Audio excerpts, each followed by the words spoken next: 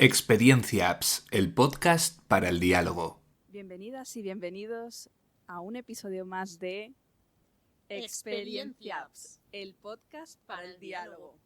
Soy Laila Youssef Sandoval, profesora de la Facultad de Filosofía de la Universidad Complutense de Madrid e investigadora principal del Grupo de Innovación Docente de la UCM, titulado Plataformas Educativas Adaptadas a la Enseñanza Universitaria 3, Experiencia Apps, el podcast para el diálogo. Me acompaña de nuevo Josefa Arros Velasco, profesora en ESIC University y antigua investigadora postdoctoral en la Universidad Complutense de Madrid con una beca Marie Curie. También está con nosotras Andy Eric Castillo, profesor investigador en la Universidad Autónoma de Madrid en el Departamento de Sociología. Como en episodios pasados, venimos dialogando, debatiendo y reflexionando acerca del papel de la tecnología en nuestra experiencia docente, en el aula universitaria, problemas, ventajas, retos, necesidad de adaptarnos a este nuevo escenario y, sobre todo, venimos tomando muchas ideas, ¿verdad, Josefa? Venimos apuntando todo lo que nos cuentan nuestros invitados e invitadas. Hoy tenemos el placer de presentaros a Sonsoles Costero Quiroga y también a María Medina Vicent. Voy a empezar con Sonsoles. Ella es doctora por la Universidad Autónoma de Madrid con la tesis Providencia y Destino en Procio, un estudio sobre la providencia, el destino y la moral neoplatónica sobre la providencia de Procio. Qué buena pinta tiene esta tesis. Bienvenida, Sonsoles. Continúa además con la presentación de su biografía. Ella pertenece al grupo de investigación Historia y Ontología del Presente, la perspectiva hispana, y trabaja en diferentes líneas de investigación como la filosofía antigua, Proclo, neoplatonismo, Platón, la cuestión del tiempo, éticas griegas. Tiene artículos en revistas, voy a citar uno de ellos, Francesca Caccini, La música de los Medici tiene nombre de mujer, en la revista Platea Magazine. Nuestra segunda invitada es María Medina Vicent, bienvenida. Ella es profesora titular de universidad en filosofía del Departamento de Filosofía y Sociología de la Universitat Jaume I. Tiene un doctorado internacional en filosofía con la tesis Género y Management en el marco neoliberal, un análisis crítico para la emergencia de liderazgos feministas, realizado en el marco de una beca FPU de la Universidad Jaume I. Tuvo premio de la Real Academia de Doctores de España en 2018, premio de tesis doctorales y mención especial a la mejor tesis doctoral, así como otros premios extraordinarios, que son tantos que no me da tiempo ni a resumir.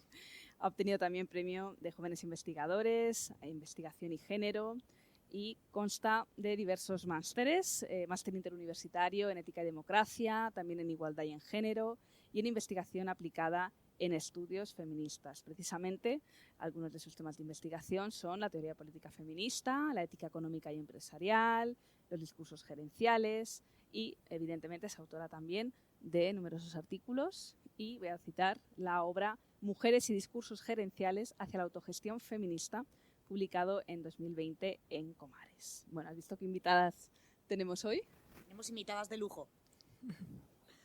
Voy a comenzar preguntándole a Sonsoles acerca de cómo surgió tu proyecto, cuál es tu proyecto y el propósito en que estás trabajando ahora. Coméntanos la iniciativa, el enfoque y qué lo hace innovador dentro del ámbito docente. ¡Wow! ¡Cuántas preguntas! Bueno, muchísimas gracias, lo primero de todo, por invitarme a este podcast.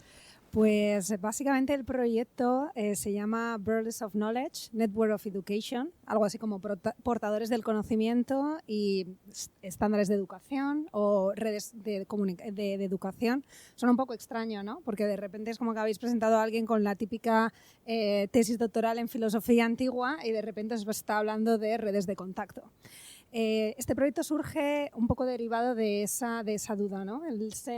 Esa idea de intentar estudiar a los filósofos y estudiar sus ideas como si fueran seres en una especie de nube de las ideas platónicas, en el que no tienen ninguna serie de conexión con su contexto y en realidad no, todo lo contrario. Entonces, estudiándoles a ellos, el problema que me di cuenta es que eran demasiados, son alrededor de más de 170 figuras en menos de 3 siglos. Yo sola no puedo manejar esa información, así que de repente pensé, oye, ¿por qué no vamos a manejarla en una clase? ¿Por qué no vamos a intentar investigar? Así que diseñé un proyecto con un colega de la Universidad de Zurich, en Suiza, y juntos simplemente pedimos hacer un proyecto que está basado en la investigación, pero la base se da en clase. Es todo docente. La investigación intentamos que los alumnos intenten investigar desde cero, son alumnos de primero, algunos tenemos de tercero y de cuarto, de últimos niveles, y que sea además aprendizaje colaborativo entre las dos universidades.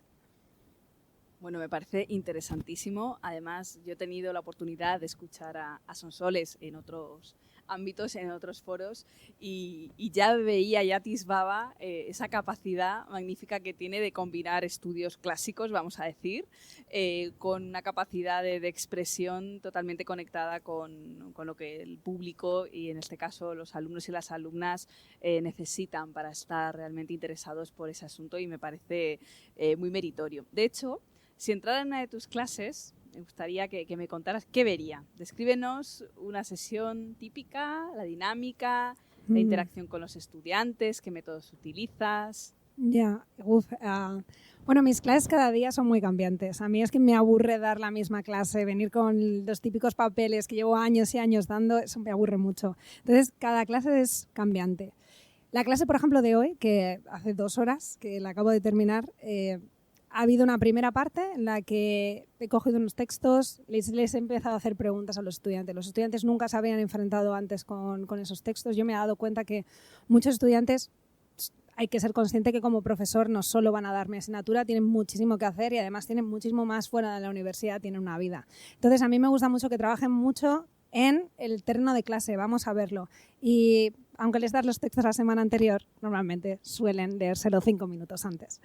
Entonces, lo que suelo hacer es coger los textos desde cero y les hago dinámicas en las que ellos tienen que interpretar qué es. No solo eso, sino que también, sobre todo, que me digan qué es lo que les cuesta, qué es lo que no entienden, cuál es la dificultad. Mis clases están enteras todas en inglés. Entonces, también hay que ser muy paciente con el alumno, porque hay alumnos internacionales y hay otros hispanoparlantes que les cuesta mucho vocabulario filosófico. Después de una media hora, 40 minutos de esa dinámica, nos conectamos online con la otra parte de la clase, porque no solo tengo un alumnado en Madrid, también está en Zurich, entonces son alrededor de unos 42 en total, y somos 2 profesores que les damos la siguiente hora de clase entre los 2. Entonces, los dividimos por partes para que ellos investiguen, para que ellos nos resuelvan preguntas, también nos hacen exposiciones a la vez, y todo está a través de Zoom, de salas pequeñas y de salas grandes. Entonces, todo el rato fluctúa, es muy dinámica la clase. Después ellos se van, les dejo comer, pobrecillos, y como tenemos una incompatibilidad de horarios, yo me tiro 1 hora más solo con los de Zurich. Y volvemos otra vez a hacer cosas muy, muy, muy diferentes con ellos. Porque culturalmente, aunque estemos somos personas cercanas unas a otras, me refiero que no tengo, por ejemplo, alumnado de Japón, ellos también tienen otras dinámicas diferentes. Entonces, claro, la clase con Zurich cambia radicalmente. Ellos son personas que quieren mucho liderar y que quieren mucho hablar, entonces hay que darles mucho paso a modelarles cuáles son sus ideas. Muy diferente con Madrid, sí. Sonsoles, qué gusto me da escucharte y saludarte. Hola. Vamos a entrar en las cuestiones peliagudas. ¿Qué es lo más complicado de este proyecto? ¿Qué ha sido lo que más te ha costado? Lo que más me costó, sinceramente, fue que lo queríamos hacer desde un principio en una clase en otra universidad con otro sistema universitario. Con tan diferente como que en nuestras clases ya sabemos que tenemos una guía docente en la que son más o menos fijas, sabemos más o menos durante muchos meses que ya tenemos la clase, el día, la hora asignada. En Zurich no, en Zurich tuvimos que convencer a los 3 profesores principales de que nos dieran una clase antes de que nos hubiesen dado el proyecto. Entonces, claro, es muy complejo decirle a alguien, vengo desde otro país, desde otra universidad, a convencerte que esto va a funcionar en la tuya. Dame un espacio. Eso fue lo más difícil, sin lugar a dudas, sí. Es llamativo que, como tú decías, siendo un lugar relativamente próximo, genere unas dinámicas tan diferentes a la hora de practicar esa docencia. Además, trabajar con Zurich implica una colaboración internacional. Ya nos has dicho cómo gestionas esa diferencia horaria con mucho trabajo y esos retos de comunicación que principalmente crean esa diferencia entre el público más activo, podemos decir, en el caso de Zurich, y entre el alumnado en Madrid más a expensas de lo que el profesor tenga que contarles. Si quieres matizarme, por supuesto, adelante. ¿Ha habido algún momento especialmente complicado o alguna anécdota curiosa que nos puedas contar? Todo este proyecto se diseña muy en teoría, ¿no? Y yo pensaba, qué bonito, pues vamos a hacer Zoom, vamos a hacer que ellos hablen entre ellos, vamos a hacerles salas pequeñas. Pero claro, teniendo clase a la vez, de forma en directo, en 2 aulas, y les pedimos el primer día que cada uno trajera su ordenador, porque lo que queríamos los 2 profesores era que realmente tuvieran una colaboración estrecha, aunque estuvieran físicamente. También porque, claro, es un problema, si tú tienes un equipo de 3 personas en un aula y después otras 3 en otro país, no vas a conectar con ellos. Entonces yo quería que de forma individual todos tuvieran ordenador, todos se vieran la cara, todos hablasen. Claro, no pensé que el Zoom no funciona si hay 30 ordenadores a la vez, proyectando sonido a la vez. Entonces rebotó todo el sonido, no se escuchaban entre ellos, algunos salieron fuera en el pasillo, unos se gritaban y escuchaban entre otros. Fue un caos. Acabaron todos en chat. Lo que sí que se dieron cuenta es que ellos mismos salieron con su propia solución de crear grupos de WhatsApp, de saber que no podían hacer un trabajo en clase, por mucho, de forma teórica era muy bonita, de forma práctica ese primer día fue caótico. Me estaba imaginando cuando se produce el efecto espejo en estas plataformas de videollamada y de repente empiezas a ver la pantalla cada vez más chiquitita, pero en vivo y en directo. Sí. ¡Qué desastre! Sí. Cuéntanos un poquito, llévanos al backstage del proyecto. Detrás de las cámaras, ¿hay alguna cosa inesperada, divertida que os haya ocurrido pero fuera del aula que marque la experiencia de este curso, por ejemplo? Pues yo creo que sobre todo hemos tenido muchas experiencias antes de pedir el proyecto cuando lo estábamos pidiendo, porque claro, ahora está en plena efervescencia, estamos prácticamente como al 40% de todo el proyecto, pero me tiraba todo el verano viajando entre Suiza o Madrid e intentándolo crear, y cada vez que hablaba con alguien siempre me preguntaban, ¿pero por qué estás tanto de vacaciones? Es como, no, yo en realidad vengo aquí a trabajar, vamos a diseñar algo. Entonces, claro, mis viajes parecían totalmente de diversión y entretenimiento, y yo veía a la gente disfrutar en el río, en el Limat, y cómo se bañaban mientras yo estaba escribiendo un proyecto. Entonces, bueno, esa es la cruda realidad, tengo que reconocerlo.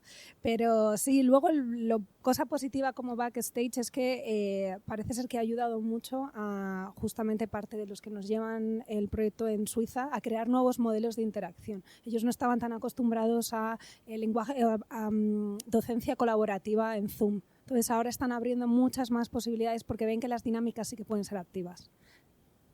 ¡Qué maravilla! ¿Qué es lo que más te ha sorprendido, gratificado hasta ahora? Aparte de esos cambios efectivos que has inducido en Zúrich, ¿algún aprendizaje inesperado, un logro que no imaginabas al inicio o personalmente a ti, cómo te ha impactado? El proyecto está diseñado sobre algo que ya sé, sobre personas, sobre filósofos que llevo años y años investigando y que yo pensaba que realmente ya sabía mucho sobre ellos.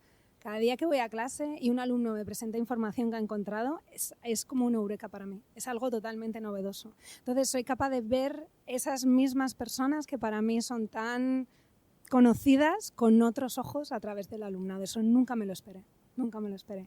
Y también en tantos momentos de eureka que ellos tienen. Ellos empiezan a ver conexiones de cosas que han dado en el instituto, cosas que están dando ahora en otras asignaturas y lo conectan con la mía. Eso es una cosa que nunca me esperaría. Qué maravilla oír esos momentos de magia, ¿no? Sí. de nuestra actividad, de nuestra profesión, que hacen que merezca la pena. Hay muchos temas que todavía no hemos tratado, pero que podemos dejarlo para el debate conjunto. Venimos de hablar en otros episodios de inteligencia artificial, ChatGPT, cómo hacer atractiva la clase para los estudiantes, para que vayáis pensando un poco cómo planteáis esas cuestiones. Pero ahora vamos a pasar a dialogar con nuestra siguiente invitada. Bienvenida, María. Gracias. Queremos saber de ti, que nos cuentes qué asignaturas impartes, en qué grados, cuál es tu experiencia en la vida universitaria. Bueno, pues yo la verdad es que tengo un perfil docente bastante variadito. Doy clases de pensamiento contemporáneo e interculturalidad en diferentes grados, que son traducción e interpretación, estudios ingleses, humanidades y historia y patrimonio. Y después a un grupo muy concreto y muy particular que son 4 ingenierías, o sea, los mejores expedientes de 4 ingenierías en una clase de 30 personas. O sea, tienen como el privilegio de poder formar parte de un grupo de alto rendimiento, como les llamamos ahí. Solo están en la escuela de tecnología. En el resto de facultades no hay, por lo que sea.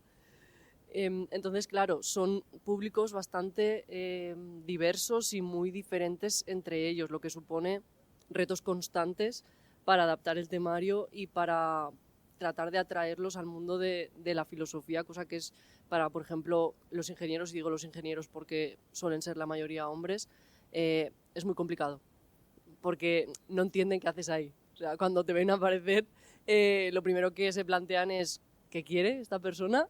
¿Qué nos va a explicar? ¿Y por qué? ¿Por qué está aquí, no? Si además a eso le unes que eres una mujer, que te ven relativamente joven, aunque no lo seas ya tanto, que das las clases en valenciano, y esto también les genera ciertas reticencias, se unen muchos factores que la verdad es que me lo hacen bastante complicado en el aula. Sé muy bien, reconozco perfectamente la experiencia de la que estás hablando, porque yo también doy clases de filosofía a alumnos de marketing, digital business, en fin, algunas veces tienen esa reticencia. Te preguntan, oye, pero ¿por qué? ¿Esto para qué? ¿Para qué me va a servir realmente? Y digamos que sí, ya dar clase de filosofía para mí no es nada complicado, pero en estos casos cuando tienes que justificar lo que para ti ya está justificado de base, es muy difícil, es muy difícil. Tú sueles experimentar esta reticencia, ¿no? Esa resistencia con tu alumnado. ¿De qué se quejan? Pues sobre todo se quejan de tener que hacer la asignatura, ¿vale? Para empezar, o sea, yo voy a ser muy sincera aquí, pero sobre todo el grupo de ingenieros se quejan de por qué tengo esta asignatura en mi plan de estudios. Son asignaturas obligatorias, en el caso de ellos es una asignatura de Historia de la Ciencia y la Tecnología, que es Filosofía de la Ciencia realmente, solo que se le puso ese nombre, es una combinación entre Historia y Filosofía, pero claro, como yo vengo de la Filosofía, pues inevitablemente me decanto más hacia ahí, ¿no? Entonces, no entienden por qué la tienen que hacer, tú tienes que estar constantemente justificando por qué es necesario para ellos o cómo puede contribuir el pensamiento filosófico sobre la ciencia, sobre el progreso, ¿no? A su trabajo, a su futuro trabajo, ¿no? Y por lo que respecta al alumnado de traducción, estudios ingleses, bueno, a ver, tienen otra actitud porque al final son ciencias humanas, pero de nuevo también plantean la pregunta sobre por qué tengo que hacer una asignatura de filosofía contemporánea.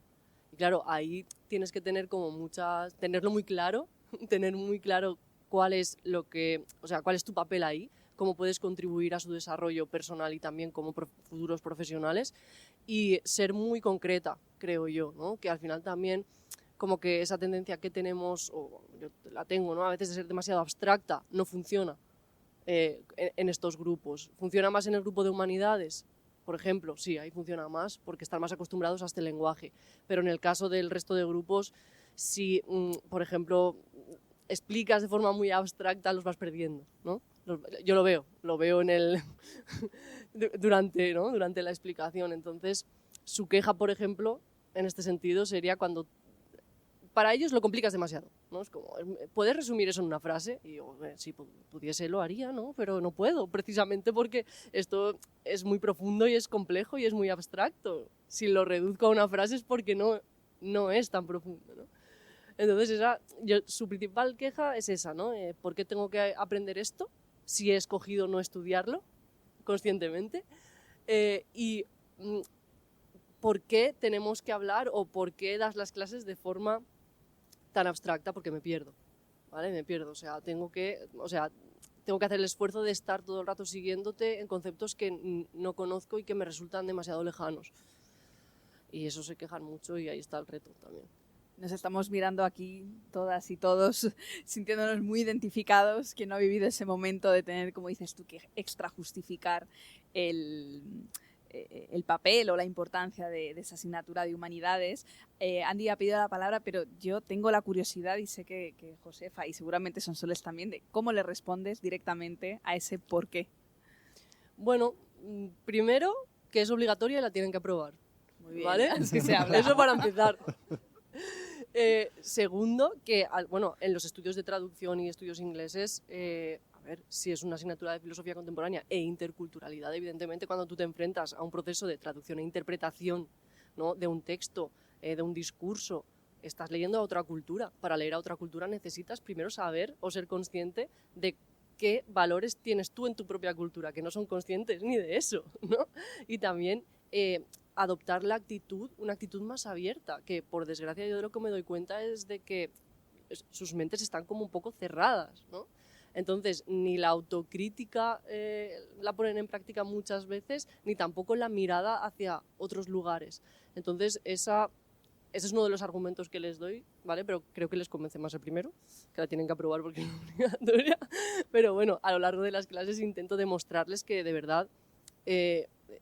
verdad puede contribuir a generar, ¿no? a que sean mejores profesionales y también ampliar su mirada. Tomamos nota. Andy quería intervenir.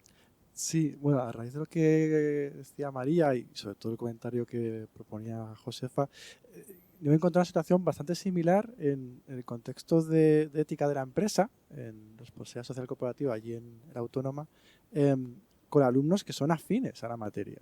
O sea, aquí en este caso estoy poniendo el ejemplo de alumnos de administración de empresas, alumnos del grado de economía, que no les es ajeno el lenguaje o el vocabulario de la ética de la empresa, pero en el momento de pues, bueno, tratar de transmitirles los conocimientos o las utilidades, porque al final no tienen términos de utilidad, de la RSC, ellos pues, son muy resistentes y muy reticentes a asimilar dichos conceptos incluso términos de utilidad, ¿no? Entonces, esto me llama la atención por el tema de, evidentemente, las complicaciones que tiene impartir docencia en filosofía, en ética y en asignaturas que no son afines al grado de los alumnos en cuestión, pero cuando simpatizan, o mejor dicho, cuando se supone que el estudiantado sí que viene de esos procesos de aprendizaje y no quiere inmiscuirse en dicho proceso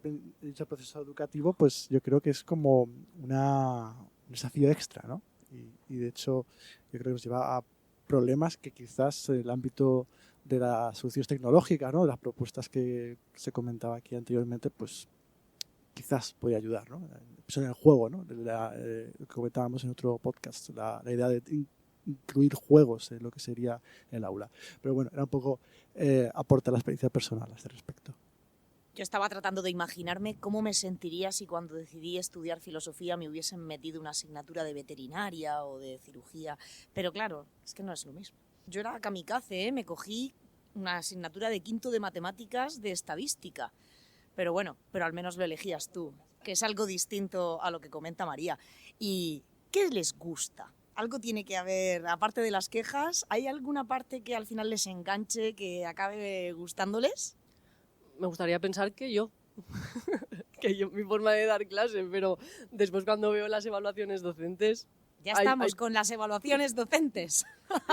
Próximo podcast, evaluaciones docentes, programa docencia, al hoyo. Exacto, hay comentarios para todos los gustos. O sea, mi conclusión es que genero posiciones completamente radicalizadas en el sentido de o me quieren mucho o me odian, ¿vale? Que bueno, eso no está mal porque quiere decir que no dejas indiferente, ¿no? Pero bueno, más allá de bromas, yo creo que lo que más les gusta es ver cómo la filosofía les puede ayudar a navegar su día a día. Sobre todo en el caso de la asignatura de filosofía contemporánea. Y en el caso de filosofía de la ciencia o historia de la ciencia, también, ¿no? Plantearse preguntas sobre conceptos que daban por sentados. Por ejemplo, el concepto de verdad científica o el progreso. Esos son conceptos que ellos tienen una definición muy, muy concreta, muy cerrada, y en el momento en el que problematizas esas cuestiones, es verdad que al principio les cuesta y se muestran bastante reticentes a tus planteamientos, pero cuando empiezas a presentar propuestas de diferentes autores y autoras y ven que con algo pueden conectar, creo que esa conexión con algo más actual es lo que quiero pensar también, que les ayuda a ver esa utilidad, digo entre comillas, de la filosofía. Y en el caso de traducción, estudios ingleses, humanidades, es sobre todo porque yo hago mucho esfuerzo en mostrarles cómo pueden aplicar esos conceptos para leer su realidad y su cotidianidad, ¿no? Los problemas sociales, por ejemplo, ¿no? Lo que les pasa a ellos y a ellas, que creen que son cosas que solo les pasan como individuos, pero cuando, ¿no?, levantan un poco la mirada y se dan cuenta de que les pasa a más personas, yo creo que ahí es cuando la filosofía también puede ayudarles, ¿no? Sí. Y para lograr esa conexión entre la teoría y sus respectivas realidades, ¿cómo enfocas las clases? ¿Utilizas la clase magistral como forma principal de impartir esas asignaturas o sueles incorporar alguna innovación docente? Pues la verdad es que yo siempre intento incorporar algo diferente, porque sí que es verdad que tengo tendencia por cuestiones de tiempo y temario a hablar mucho. Yo intentar que participen, pero lo consigo a medias, ¿vale? Y desde hace unos años, por ejemplo, hago un taller de pensamiento crítico al empezar la asignatura. Les pregunto, ¿quién se considera una persona crítica? ¿No? Levantan la mano 2 personas de 100, literal. O sea, 2 personas Igual de no 100. entienden ni la pregunta. Exacto. Y entonces, como veo, una de dos, o no sois críticos y lo sabéis, cosa que dudo, o es que no sabéis lo que es el pensamiento crítico. Entonces decidí hace unos años incorporar un taller de pensamiento crítico, donde explico qué es pensar críticamente como base de la filosofía y cómo lo pueden aplicar eso, ¿no? a su realidad más directa y más cotidiana. Entonces, desde que hago esto, sí que he visto que las clases van mejor y participan mucho más, ¿no? Porque lo hago creo que en la segunda o tercera sesión, lo hacemos en grupos, el taller, y después en las próximas sesiones, cuando planteo una pregunta o cuando un concepto les resulta problemático, se atreven más a plantear problemas sobre ese concepto. E incluso yo siempre les digo lo mismo, ¿no? Yo, que no vengo aquí a contar ninguna verdad, que vengo aquí más bien a plantear preguntas y plantearles también propuestas de respuestas de otros autores o autoras.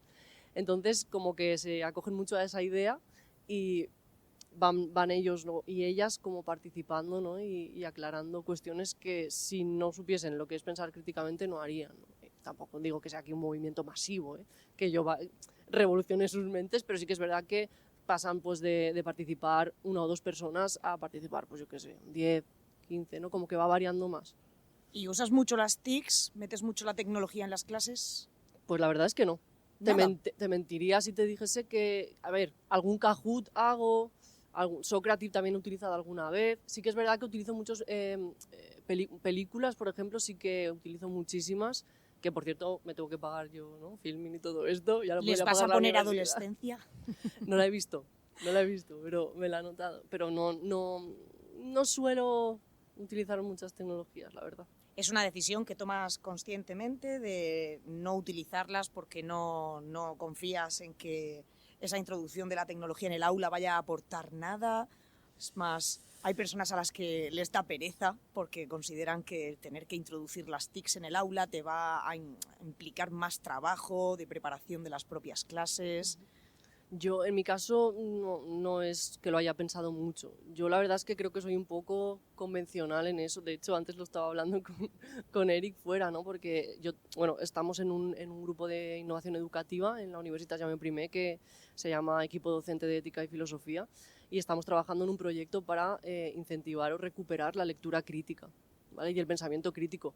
Y no, por ejemplo, ahí no utilizamos no proponemos el uso de ninguna tecnología que podríamos plantear. O sea, me lo anoto para pensarlo, ¿no? Pero es como en el aula traer el texto, trabajarlo, ¿no? Como comentaba la compañera anteriormente, trabajarlo en el aula y aplicar las categorías del análisis crítico y del pensamiento crítico, pero allí, ¿no? Entonces no me he visto en la necesidad, por decirlo de alguna manera. Le estaba pidiendo enloquecidamente el micrófono a Laila porque de repente he sentido una necesidad imperiosa de vomitar algo que me pasó el otro día, y es que estaba haciendo los primeros exámenes de este semestre a mis alumnos y de repente yo nunca he hecho exámenes como profesora, no me gustan, no me gusta como metodología de evaluación, pero ahora estoy obligada a hacerlos. Entonces, bueno, me empecé a fijar en que todos mis alumnos se retorcían las manos de dolor después de haber escrito 5 líneas a bolígrafo, hacían así un gesto de descarga de la mano entumecida, se pasaban la mano por el pecho sudorosa, y de repente tomé conciencia, ¿no? De esto. Digo, tanta tecnología, y al final va a llegar un momento en el que no vamos a saber escribir a mano. A mí me ha pasado eso también, ¿eh? Incluso diría que a mí misma. A mí también, a mí misma. Estamos perdiendo esa capacidad de volver a la escritura, y me parece muy interesante la propuesta que comenta María de recuperar esos seminarios de lectura en los que se lee, ¿no? Sin menoscabo de que se pueda utilizar la tecnología en el aula. ¿Tienes algún truco para atraer hacia la filosofía al alumnado que ha escogido expresamente no cursar dicha carrera, es decir, el momento actual que nos has comentado anteriormente? Pues lo que comentaba con anterioridad, ¿no? Creo que tienen una visión de la filosofía muy ligada a los autores que han visto en el instituto, si es que han dado filosofía. Estas últimas generaciones sí, yo siempre lo pregunto. Entonces, claro, cuando les preguntas, ¿qué autores conocéis? ¿No? Autores, pueden conocer a Simón de Beauvoir si es que se les ha explicado, pero pues Kant, Platón, ¿no? Aristóteles, Nietzsche. Entonces yo me di cuenta de que eso, a ver, que se les explicaba una historia de la filosofía, no filosofía, ¿no? Entonces decidí hacer un listado de libros y mi propósito era que fuesen, esto suena muy mal cuando lo digo, pero gente que estuviese viva, ¿vale? Eso para empezar. ¿Qué quiere decir esto? Pues que les propongo un listado de 10 o 15 libros de los últimos 5 años, publicados en los últimos 5 años, por personas que están trabajando en filosofía en la actualidad, ¿vale? No se me viene a la cabeza un súper emocional, un libro que habla sobre las relaciones amorosas, creo que el autor es Juan P. López. Sí. Después Metafísica de la pereza, de Juan Evaristo Valls. O sea, libros como que los voy cambiando cada año, ¿vale? Porque creo que pues eso, ¿no? Lo tengo que hacer, lo que requiere también leer muchísimo las últimas cosas que se van publicando. Entonces, claro, cuando tú les presentas a autores que dices, esta persona la podéis seguir en Instagram, está haciendo esto, no sé, de aquí 2 semanas estará en Valencia haciendo en un ciclo de conferencias. O sea, ven Súper buena estrategia. Exacto, yo creo que funciona. La dificultad la veo en identificar aquellos temas que les pueden interesar, ¿vale? Porque al final la diferencia de edad se nota, ¿vale? Se nota y claro, tú pones cosas que crees que les van a interesar porque hablan de amor, te habla de, pues, de precariedad, pues, de la vivienda, ¿no? Intento como que sean temas muy, muy variados. Y hay veces que no conectas, ¿no? Con los temas. Entonces siempre cuando acabo les paso una encuesta para que me propongan obras o autores o autoras que les resulten interesantes. Yo me he dado cuenta de que están muy interesados en tema tecnología. ¿Son soles? María, qué interesante lo que acabas de justamente de decir, ¿no? Esta filosofía en la actualidad, filosofía viva, que se dé ahora mismo. Una cosa de la que para mí me llama mucho la atención es que, claro, en filosofía antigua todos están muertos. O sea, no puedo tener diálogos con ninguno de ellos. Creo que casi todos los autores les encantaría hablar con Sócrates, creo que yo no, pero diría demasiadas cosas. Una cosa que a mí utilizo como estrategia y me parece muy interesante es actualizarle los temas, porque el alumnado tiene un problema en pensar que estos autores hablaban de cosas que estaban separadas espacialmente, temporalmente y no tienen nada que ver con su realidad. Entonces, me ha llamado mucha atención. Tú coges a gente que está viva y yo lo que cojo son temas del presente para que ellos lo vuelquen en el pasado. O sea, que se pueda hablar de cualquier cosa, de mujeres, de ecología, de abortos, se puede hablar de esclavitud, y esclavitud en un sentido en el que luego lo podemos poner a la cercanía, ¿no? No ese esclavo y esa relación con el amo, que todo acaba siendo muy abstracto, ¿no? Amar, querer, la música, es que cualquier tema puede tocar filosofía, en cualquier etapa. Sí, yo estoy completamente de acuerdo con eso. Lo que pasa que como es un alumnado tan específico y tengo como media asignatura, ¿vale? Decidí hacerlo así, quizás porque es más fácil. Claro. Creo que lo que tú planteas es mucho más complejo y requiere tener más tiempo con ellos y también que estén, o sea, que tengan como más formación, ¿no? Sobre, al menos es mi experiencia. Creo que al plantearles como una lectura, yo qué sé, me viene a la cabeza el último libro de Alicia Valdés, el de Política de no malestar, por ejemplo, ¿no? Lo estaba leyendo y pensaba, mira, este lo pondré el próximo año. Como que simplemente porque no se haya ese autor, ya que no firme, pues eso, ¿no? Pues Platón, Nietzsche, tal. Ya tienen otra predisposición. Ojalá pudiese, o sea, de hecho, yo creo que eso es lo ideal, demostrarles que las filosofías antiguas, las filosofías clásicas y pues que se puede aplicar a cualquiera de nuestras realidades, ¿no? O sea, ojalá pudiese hacer eso y la verdad es que te admiro mogollón en ese sentido. Pero por ahora esto pues me funciona un poco mejor, ¿no? Con este tipo de público. ¿Tú metes la filosofía en tus clases, Andy? Lo intento. ¿Con o sin tecnología? Que eso también es importante. Sin tecnología, porque todavía no me he planteado cómo hacerlo con tecnología. sobre todo por lo que os comentaba antes de el reto de la gamificación, que tiene sus límites, pero también sus riesgos, ¿no? Que sería justamente simplificar autores e ideas que no son las que se querían transmitir en el aula, ¿no? Entonces, no sé, es algo que tengo pendiente por hacer y por trabajar, pero yo siempre que puedo intento meter algún autor, algún clásico más bien decimonónico, en este caso vinculado al pensamiento económico, ¿no? Pero bueno, es un trabajo todavía por hacer. Y preguntas para todos. ¿Os suelen funcionar bien los Kahoots y este tipo de cosas? Mis alumnos actuales me los piden. El otro día, muy entusiasmados, me dijeron, hacemos un Kahoot y lo querían hacer ellos, diseñarlo ellos.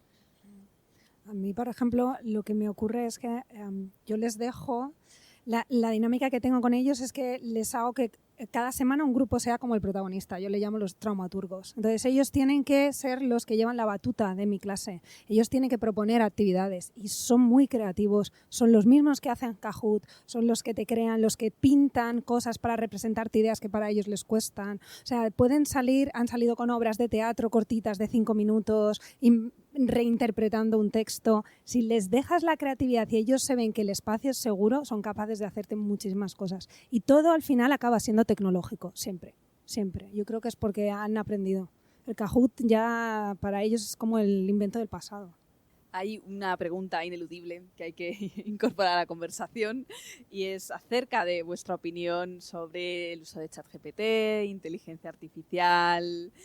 ¿Qué tenéis que decir al respecto? Y con esto ya cerraríamos el podcast. Tenéis la oportunidad de hacer un alegato a favor, en contra o sin posicionaros. Se está riendo todo el mundo. A ver, yo sí que empiezo yo. Para mí es un marrón, así de claro, porque creo que nos dejan como profesorado la responsabilidad de detectar estas cosas.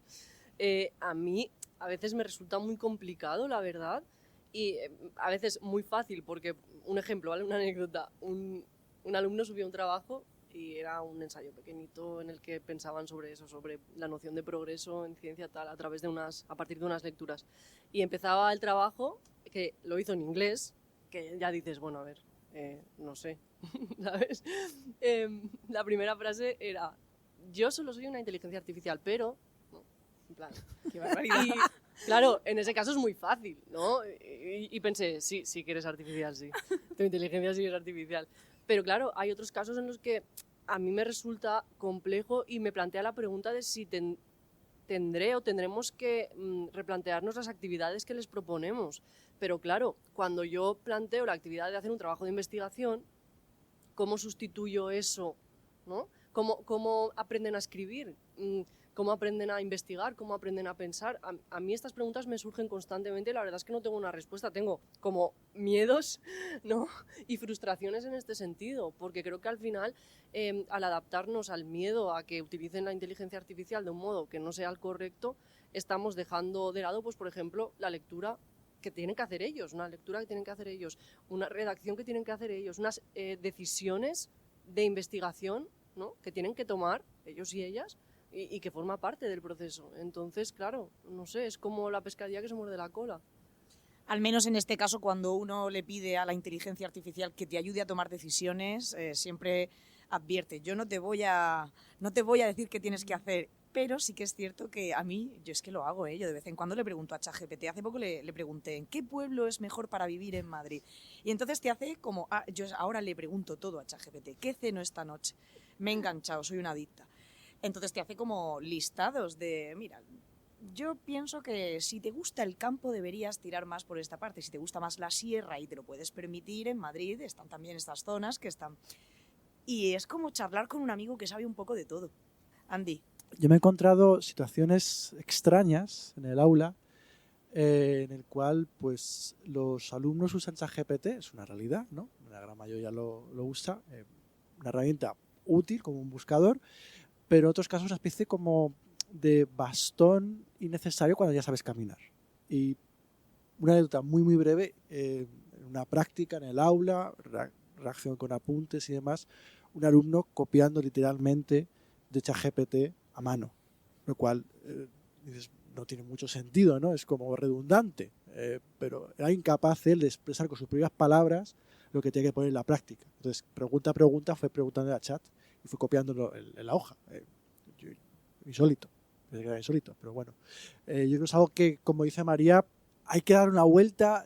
Creo que los docentes, sobre todo los más jóvenes, ¿no? Y no solo los mayores, los más jóvenes, los tienen que intentar dar las herramientas para ver las potencialidades que puede tener, porque las tendrá, pero también los riesgos, ¿no? Y al final nos dejas herramientas de grandes corporaciones. Creo que ahora con DeepSeek, ChatGPT, puede tener los días contados. Eso no lo sabemos porque aquí no somos expertos en tecnología, pero las grandes voces de los medios de comunicación vienen a decir eso. Entonces, no sabría muy bien por dónde llevarlo. A mí me siento muy identificada contigo porque hace 2 semanas hice una práctica y 2 alumnos me enseñaron su pantalla diciendo no hay ningún resultado. Y lo que me enseñaban era ChatGPT y le dije, claro, en ChatGPT no va a aparecer el resultado que tienes que buscar en el libro que te he dado y que está simplemente en el campus virtual. En la hoja es la única que aparece. Pero ellos me decían, ya, pero es que el dato no está en ChatGPT. Yo tengo una relación muy ambivalente con ChatGPT.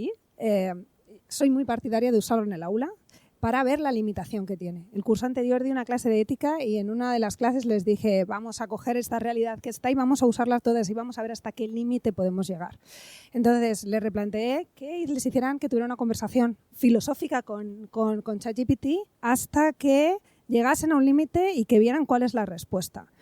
Y luego lo que les pedí es que al minuto cogieran la frase, lo resumieran con ChatGPT y lo pusieran en una nota de que todos lo vieran.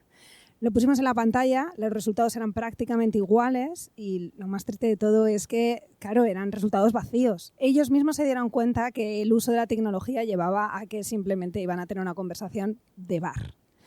Pero claro, eso lo puedes hacer en una clase de ética. Eso no puedes hacerlo en el inicio de curso de cada uno de los cursos para intentar enseñarles y decirles que el uso de ChatGPT está muy bien para reescribir un email o para mandar un mensaje en otro idioma, pero que no lo usen para coger un texto filosófico. Al final es una realidad con la que tenemos que aceptar que está. Y ver también a ChatGPT también se le puede mentir, se le pueden meter datos falsos. También algo positivo tiene que tener. A mí lo que me fastidia es que mis alumnos van por delante de mí. Me hace sentir muy mayor, pero además yo no tengo tanto tiempo como ellos para estar trasteando todas las opciones que pone a nuestra disposición la inteligencia artificial generativa, pero me da la sensación de que siempre van varios pasos por delante de mí. Cuando yo creo que he descubierto un uso de la IA que va a revolucionar las clases, que les va a encantar, resulta que eso está ya obsoleto para ellos y ya hacía varios meses que eso no lo usa nadie. Entonces me cuesta porque yo quiero enseñarle a ellos, también me encanta que me enseñen ellos a mí, pero si yo no estoy, yo soy quien al final tiene que evaluar lo que están haciendo, si han conseguido esas competencias, ese conocimiento.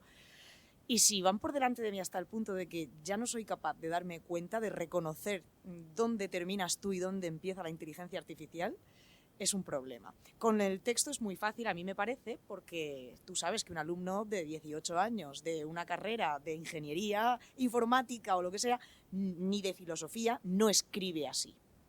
Se nota que es una máquina, tú lo notas, aunque ellos piensan que no te vas a dar cuenta y que, por el contrario, vas a pensar que son grandes escritores a su temprana edad. Pero cuando ya pasa de eso y, por ejemplo, de lo que se trata es de crear imágenes conceptuales para representar alguna realidad concreta, ahí ya te cuesta más. Cuando se trata de otro tipo de usos, yo estoy un poco perdida también, pero vamos, ahí seguiré.